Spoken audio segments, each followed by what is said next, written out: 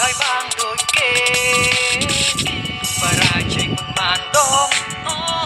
ជាត្រូវធ្លាក់មិនបានដងខ្ញុំនៅចំណុចសូន្យក៏ត្រូវផ្ដល់កម្លាំងឲ្យខ្លួនឯងធ្វើអ្វីដែលយើងចង់ធ្វើដូចជាមានអ្នកបង្អាប់ក៏នៅតែធ្វើទូយ៉ាងណានៅតែតស៊ូក៏មានថ្ងៃមួយដែលយើងជោគជ័យជាលំបាកក៏ខ្ញុំនៅតែខំប្រឹងទោះជាបរាជ័យក៏នៅតែញញឹមឈានជើងទៅពុះពេញដោយក្តីសង្ឃឹមកុំឲ្យមានអ្នកណាមករារាំងខ្ញុំ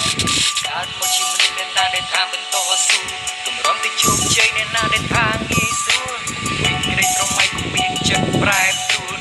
មានថ្ងៃទទួលបានផ្លែផ្កា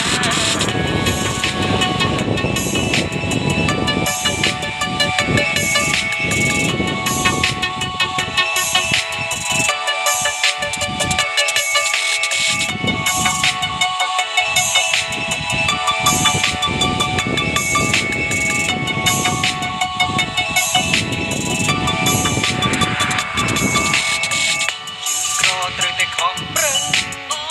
ដូចជាគ្មានសង្ឃឹមដូចគេគ្មានអ្វីដែលធ្វើមិនបានទេ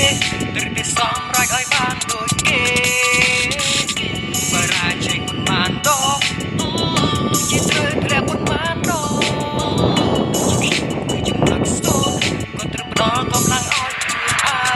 ងធ្វើអ្វីដែលយើងចង់ធ្វើដូចជាមានអ្នកបង្អាប់ក៏នៅតែធ្វើទូយ៉ាងណានៅតែតស៊ូក៏មានថ្ងៃមួយដែលយើងជោគជ័យជាលំបាកក៏ខ្ញុំនៅតែខំប្រឹងទោះជាបរាជ័យក៏នៅតែញញឹមឈានជើងទៅពុះពេញដោយក្តីសង្ឃឹមកុំឲ្យមានអ្នក